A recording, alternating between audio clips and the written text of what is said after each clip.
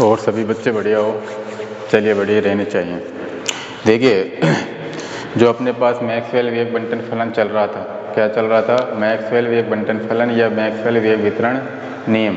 मैंने तुमको डिनोट करवा दिया था कि जो अपने पास मैक्सवेल वेग वितरण नियम की जो अपने पास समीकरण आई थी DNC बराबर, क्लियर, वो मैंने तुमको समीकरण लिखा दी थी और मैंने तुमको एक सारणी बनवाई थी कि जब अपन अनुप्रयोगों को करेंगे तो अनुप्रयोगों में अपने पास वो सारणी काम आएगी कि जहाँ पर जो घात n है वहाँ पर 0 है, 1 है, 2 है, 3 है, 4 है, उसके लिए मैंने तुमको सारणी बनवा दी थी। क्यों बनवाई थी? क्योंकि जहाँ पर अपने पास इंटीग्रेशन आता है और उसकी घात कितनी आती है n, और उसकी इंटीग्रेशन लिमिट कहाँ से कहाँ तक रहती है? 0 से n तक। क्लियर? मैंने बताई थी कि जो अपने पास इंटीग्रेशन 0 से n xn e की power minus bx square upon रहती है, नहीं रहती है, इनटू और क्या बताया था? dx बताया था। तो उसकी पावर में जब अपने पास 0 हो, 1 हो, 2 हो, 3 हो, 4 हो, तो अपन उसकी जगह अपन जो डायरेक्ट समाकलन होता है उसका मान अपन लिख सकते हैं। क्लियर था यहाँ तक? चलिए, और मैंने तुमको लिखवाया था, हेडिंग डलवाई थी, अपने पास चल रहे थे अनुप्रयोग, किसके? मैक्सवेल वेग बंटन फलन के अनुप्रयोग। अनुप्रयोग में मैंने पहला तुमको हेडिंग डलवा दी थी औसत चाल। क्या डलवाई थी? औसत चाल। औसत चाल। क्लियर? तो देखिए, औसत चाल में अपने पास मैंने तुमको सारणी बनवाई थी नहीं बनवाई थी? तो अब हम जानते हैं कि जो अपने पास औसत चाल होती है, और औसत चाल को अपन किससे डिनोट करते हैं? C बार से। किससे डिनोट करते हैं? C बार से। क्लियर? तो हम जानते हैं कि औसत चाल C बार बराबर कितना होता है? C बार बराबर बताइए कि 1/n इंटीग्रेशन 0 से इन्फिनिटी, C बार बराबर 1/n 0 से इन्फिनिटी और C इंटू DNC की औसत चाल जो अपने पास होती है C बार बराबर कितनी होती है? 1/n इंटीग्रेशन 0 से इन्फिनिटी C इंटू DNC। और हम जानते हैं कि DNC का मान अपने पास पहले है ही, तो अपन इसमें किसका मान रख लेंगे? DNC का। तो अपने पास कितना आ जाएगा? देखिए, परंतु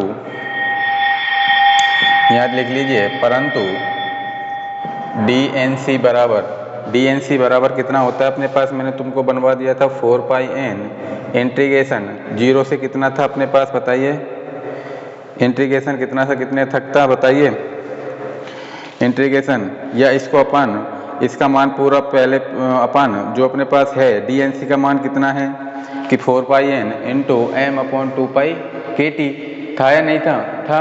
तो अपन 4πn इंटीग्रेशन वो कितना हो जाएगा? b/π की पावर 3/2, 4πn इंटू b/π 3/2 और e की power minus bc square into कितना था? c square into dc। इसका इक्वेशन नंबर फर्स्ट डाल लेना, इक्वेशन नंबर फर्स्ट। तो अपने पास C बार बराबर कितना आ जाएगा? इसमें DNC का मान रख देंगे, तो DNC का मान कितना है? 1/n इंटीग्रेशन 0 से infinity C into 4πn b/π की पावर 3/2 इंटू e की power minus bc square into c square into dc। तो अपने पास C बार का मान कितना आ जाएगा? C बार बराबर 4π b/π की पावर 3/2 बाहर ले ली मैंने, और अपने पास कितना बच गया? 0 से इन्फिनिटी, और ये क्या बन गया अपने पास? C स्क्वायर ये है और C ये है, तो कितना बन गया? CQ इंटू e की power minus bc square into dc। CQ into e की power minus bc square into dc। Clear? नीचे लिखिए कि हम जानते हैं, देखिए, इंटीग्रेशन 0 से इन्फिनिटी CQ इंटू ई की power minus bc square into dc। अब ये फॉर्म बन रही है कि नहीं बन रही? अपने सारणी बनाई थी वो फॉर्म बन रही है कि नहीं बन रही? और कितनी घात में बन रही है? 3 घात में। भाई, इसकी घात कितनी है? n 3 है या नहीं है? n बराबर कितना है? 3। तो सारणी में देखिए कि n बराबर 3 के मान के लिए क्या था? 1/2b स्क्वायर था या नहीं था? डायरेक्ट मान था ना। तो इसके स्थान पर मैं क्या रख सकता हूँ? 1/2b²। रख सकता हूँ नहीं रख सकता? रख सकता हूँ। तो अपने पास कितना आ जाएगा, देखिए यहाँ लिख लेना, चूँकि इंटीग्रेशन 0 से infinity CQ into e⁻⁻BC² into DC बराबर कितना होता है 1/2b²। तो अपने पास कितना आ जाएगा, इसलिए C बार बराबर कितना आ जाएगा 4 पाई b/π⁴/2 इंटू 1/2b²। और अपने पास कितना आ जाएगा बराबर कितना रह जाएगा, अब इसमें से बताइए C बार का मान कितना रह जाएगा 4/πb⁴1/2। तो C बार बराबर कितना आ गया 4/πb⁴1/2। Equation number 2। तो नीचे लिख लिए B बराबर m/2kT रखने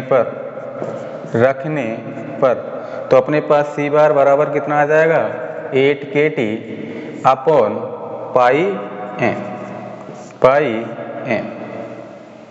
⁴1/2 लिख लीजिए। C बार बराबर कितना आ गया 8kT/πm।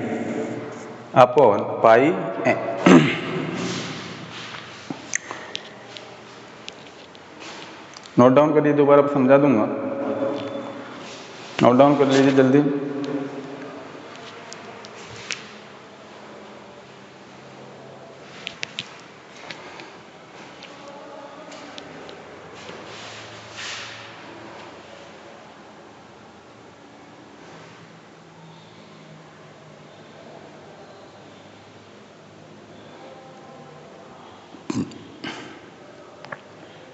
कर लिया?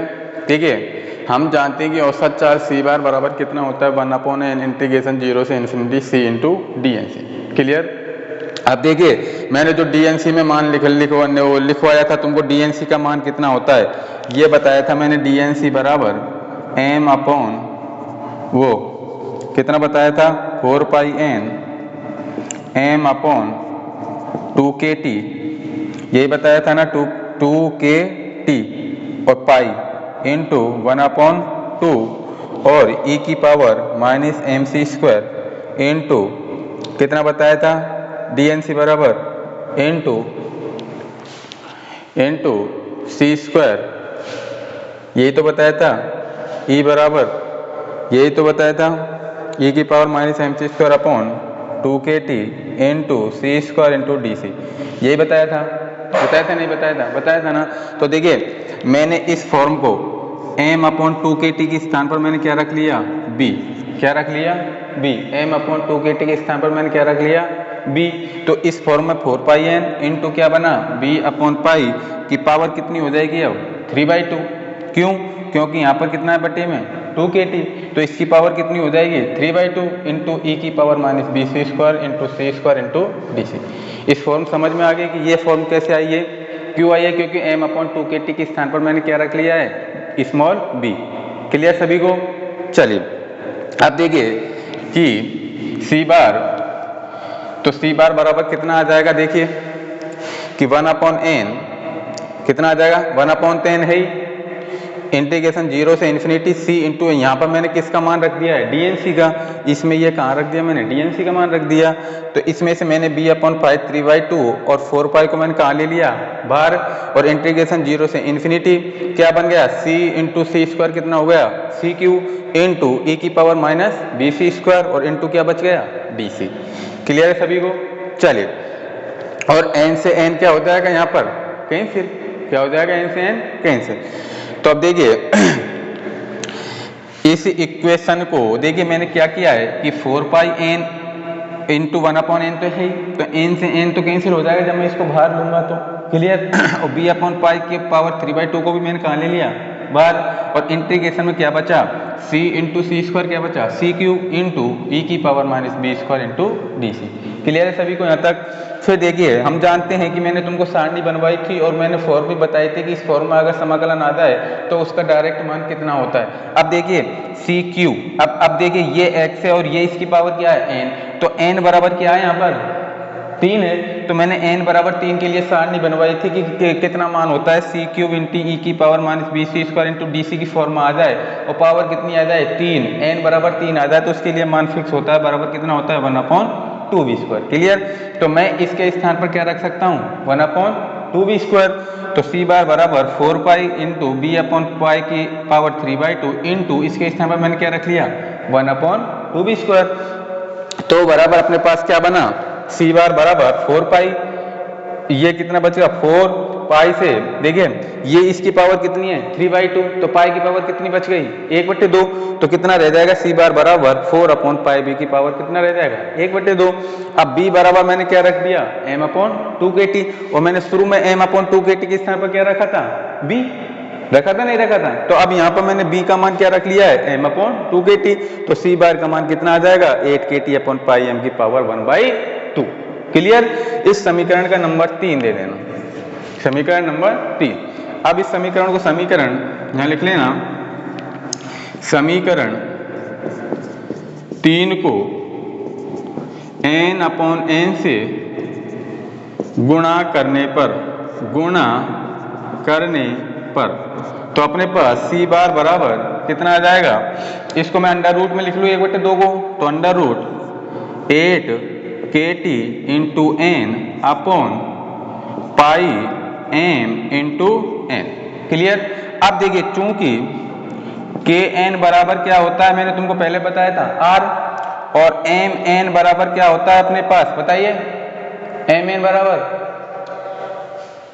अरे mn बराबर किसके होता है, मैंने तुमको पहले बताया था कि kn बराबर तो r हो गया, और mn बराबर किसके बताया था मैंने कैपिटल M के, तो इनके स्थान पर मैं ये मान रख दूंगा, तो c बार बराबर अंडर रूट kn के स्थान पर तो क्या हो गया r, तो 8rt अपॉन, और mn के स्थान पर क्या हो गया कैपिटल M, तो पाई m।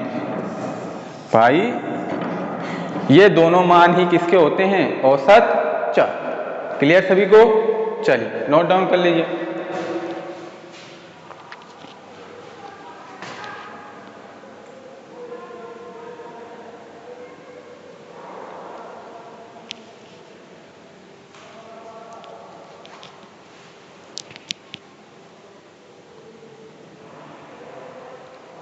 कर लिया नोट डाउन। चलिए दूसरा डालिए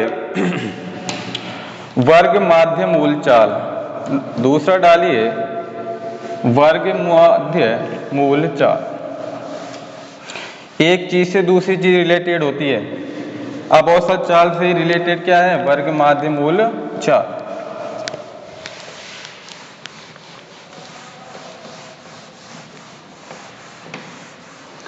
दूसरा अनुप्रयोग है तुम्हारा वर्ग माध्य मूल चाल, वर्ग माध्य मूल चाल। देखिए वर्ग माध्य मूल चाल क्या होती है कि जो अपने पास क्या है कि किसी भी निकाय है, क्या है कि किसी भी निकाय के अणुओं का, किसी भी निकाय के अणुओं का वर्ग, अणुओं का वर्ग और वर्ग का औसत ही क्या कहलाता है वर्ग माध्य मूल चाल कहलाता है। अर्थात तो किसी भी निकाय के में अणुओं का वर्ग का औसत ही क्या कहलाता है वर्ग माध्य मूल चाल कहलाता है। क्लियर सभी को। चलिए लिखिए इसमें किसी निकाय में, लिखिए किसी निकाय में, किसी निकाय में अणुओं की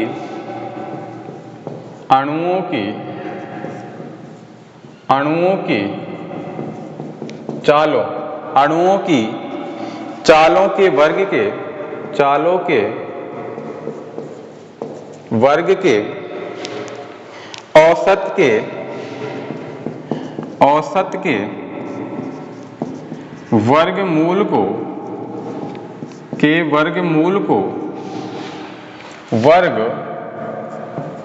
माध्य मूल, वर्ग माध्य मूल चाल, वर्ग माध्य मूल चाल कहते हैं, कहते हैं। इसे CRMS द्वारा इसे CRMS द्वारा प्रदर्शित करते हैं, प्रदर्शित करते हैं। क्या बताया? किसी निकाय में अणुओं की चालों के वर्ग के औसत के वर्गमूल को क्या कहते हैं? वर्ग माध्य मूल चाल कहते हैं। क्लियर? तो अपने पास क्या हो जाएगा? CRMS बराबर CRMS बराबर कितना हो जाएगा बताइए? √c²। यही तो है कि वर्ग माध्य मूल चाल क्या है कि किसी निकाय में अणुओं की चालों के वर्ग, हो गया, औसत के वर्गमूल। अपन जब इस पे वर्गमूल लगाएंगे 1/2 लगाएंगे तो 1/2 को हटाने के लिए मैंने इसको क्या लगा दिया? √ में लिख दिया है। तो क्या हो गया? वर्गमूल को वर्ग माध्य मूल चाल कहते हैं, अर्थात CRMS बराबर क्या होता है? √c²। क्लियर है सभी को?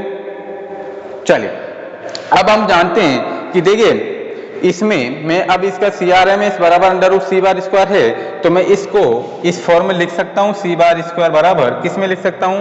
1/n इंटीग्रेशन 0 से इन्फिनिटी c² × dnc। इस फॉर्म में लिख सकता हूँ? नहीं लिख सकता? लिख सकता हूँ ना। तो अपने पास क्या आ जाएगा? देखिए यहाँ लिखिए, यहाँ लिखिए अतः CRMS का मान निकालने के लिए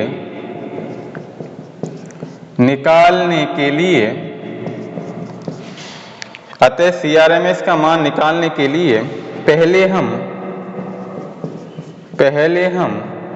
c² के मान की गणना करते हैं, जो मैक्सवेल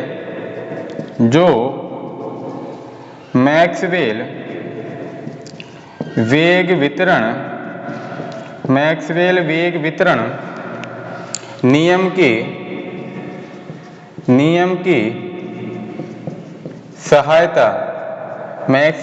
वितरण नियम की सहायता से निम्न प्रकार होता है। तो अपने पास यहाँ पर 1/n इंटीग्रेशन 0 से इन्फिनिटी c²। भाई जब मैंने इसका मान c², चूंकि c² बराबर कितना होता है? 1/n इंटीग्रेशन 0 से इन्फिनिटी c² × dnc होता है, नहीं होता? भाई वहां पर c² का मान था, अब यहाँ पर कितना था? c² का। तो अपने पास 1/n तो है ही, √0 से इन्फिनिटी है ही, c² है ही। अब अपन हम जानते हैं कि dnc का मान, कि मैंने तुमको पहले डिनोट करा दिया था मैक्सवेल वेग वितरण नियम में। तो यहाँ पर अपन किसका मान रख देंगे? dnc का। तो dnc का मान रखूंगा तो मेरे पास कितना आएगा? 4πn और m/2πkt की पावर कितनी आ गई? 3/2 और e की पावर -mc²/2kt इंटू कितना आ जाएगा?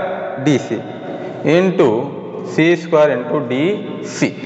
क्लियर? तो कितना आ गया? अब यहाँ पे लिख दीजिए, देखिए c² और c² कितना हो गया? c4 बन गया, नहीं बना? तो अपने पास यहाँ लिख देना, चूंकि इंटीग्रेशन 0 से इन्फिनिटी c⁴ और e की पावर -mc²/2kt इंटू dc, इसका मान भी फिक्स होता है। भाई देखिए जब मैं m/2kt के स्थान पर क्या रखूंगा? b। क्या रखूंगा? b। तो ये वही फॉर्म बनी नहीं बनी कि e की पावर -bc² बनी नहीं बनी? अरे देखिए जब मैं m/2kt के स्थान पर क्या रखूंगा? b। फॉर्म में बनाने के लिए जो मैंने सारणी बनाई थी उसको समझने के लिए मैंने यहाँ पर मैं m/2kt के स्थान पर क्या रख दूंगा? b तो रख दूंगा ना। तो वो उस फॉर्म में बन जाएगी, नहीं बन जाएगी? बन जाएगी। तो हम जानते हैं कि c⁴ e की पावर -bc² इंटू dc। तो इसकी घात कितनी है? 4। तो n का मान कितना हो गया यहाँ पर? 4। तो सारणी में देखिए n बराबर 4 के लिए जो समाकलन होता है वो कितना होता है?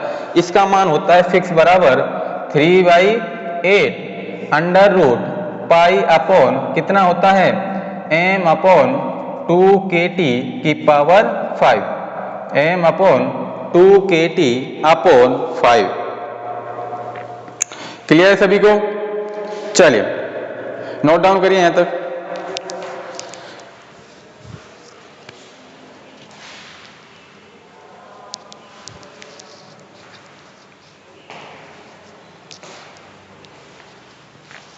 अरे राम,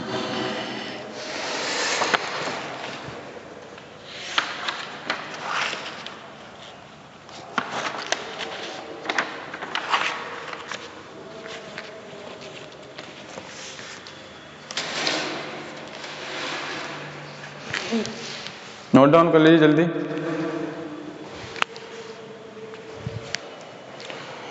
इसके इक्वेशन नंबर फर्स्ट डाल लेना।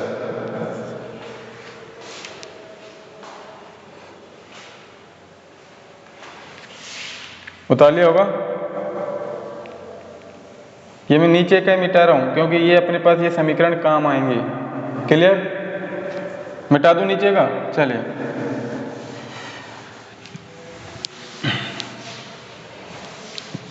तो देखिए, तो अपन ने सी बार स्क्वायर बराबर, इसमें जब अपन मान रखूंगा जो इससे ऊपर वाली जो समीकरण आई थी उसमें, इससे जो ऊपर आई थी जो समीकरण में जब मैं इसका मान रखूंगा तो 4 पाई कितना बन गया अपने पास, बताइए कितना बच गया?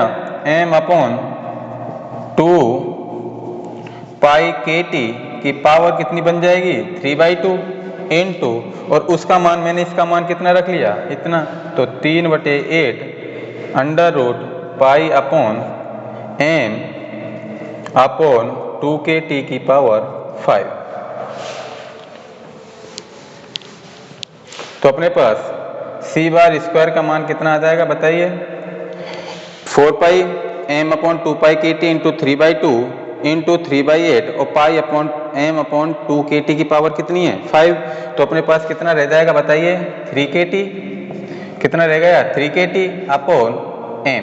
कितना रह गया? 3 के टी अपॉन m। तो नीचे लिखिए समीकरण 1 से। तो देखिए समीकरण 1 क्या है अपना? सी आर एम एस बराबर अंडर रूट कितना है? सी बार स्क्वायर है या नहीं है? और ये मान कितना आया है? सी बार स्क्वायर का मान आया कि नहीं आया? आया है ना। तो इसके मान को मैं किस में रख दूंगा? इसमें।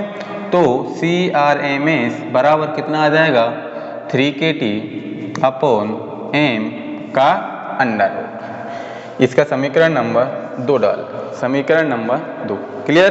अब इस समीकरण को मैं किससे गुणा कर दूंगा? n अपॉन n से। समीकरण 2 को n अपॉन n से गुणा करने पर, n अपॉन n से गुणा करने पर, तो देखिए तो अपने पास सी आर एम एस बराबर कितना आ जाएगा? अंडर रूट 3 के T into N upon m into N. तो यहाँ लिख देना, चूंकि के एन बराबर क्या होता है? r, और एम एन बराबर क्या होता है? Capital M। तो सी आर एम एस बराबर अपने पास कितना आ गया? Under root 3RT upon capital M, capital M। तो अपने पास वर्ग माध्य मूल चाल कितनी आई है? सी आर एम एस बराबर under root 3RT upon capital M। Clear? उतार लीजिए, दोबारा बता दूंगा।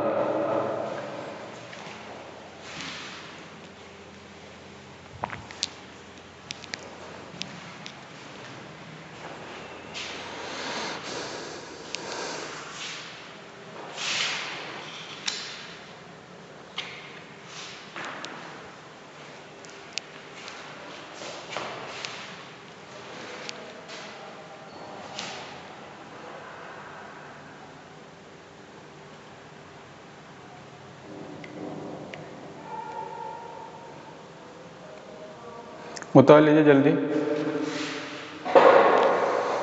अरे ईश्वर,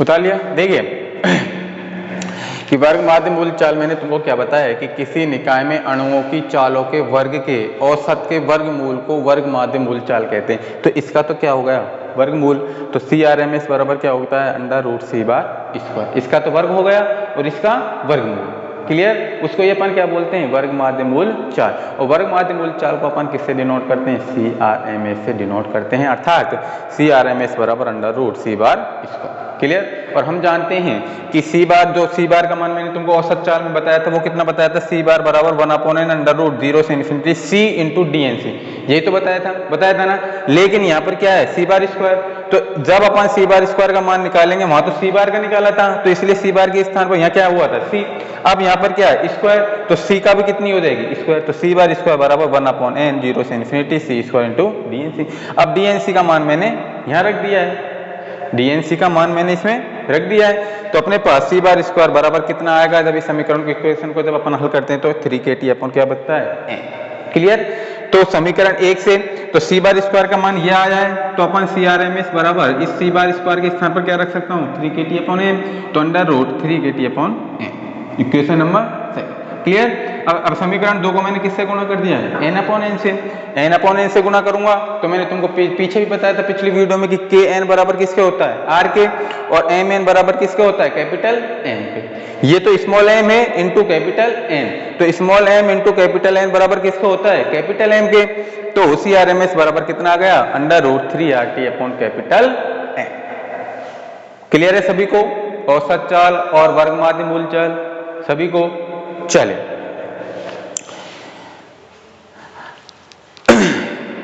अगला हेडिंग डालिए अधिक प्रेस संभाव्य वेग या चाल। हेडिंग डाल लीजिए, इसको कल करवा देंगे क्योंकि पूरा नहीं हो पाएगा। अधिक प्रेस संभाव्य चाल, हेडिंग डाल लीजिए अधिक प्रेस संभाव्य, अधिक प्रेस संभाव्य वेग ऑब्लिक चाल। हेडिंग डाल लीजिए अधिक प्रेस संभाव्य वेग या चाल। इसको कल की वीडियो में देखेंगे। जहाँ तक कल की वीडियो में तुम्हारी यूनिट फिनिश हो जाएगी, तो तुम्हारी 2 यूनिट खत्म हो जाएंगी, unit first and unit third. Clear, 2 unit शेष रहेंगे, उनको भी कंटिन्यू करेंगे। क्लियर है सभी को, और unit first and unit third complete हो जानी चाहिए। पहले ही बता दे रहा हूं मैं, अगर जब भी कोई दिक्कत आ जाए, कमेंट्स बॉक्स अगर ऑफ हो तो मेरे नंबर है 63 78 59 90 70। मेरे को इन नंबरों पे व्हाट्सअप कर दिया करो। अगर जहां भी किसी को कोई प्रॉब्लम हो, मैं उसका सॉल्यूशन तुमको लिख के भेज दिया करूंगा। क्लियर, लेकिन unit first and unit third दोनों कंप्लीट हो जानी चाहिए। क्लियर है सभी को, चल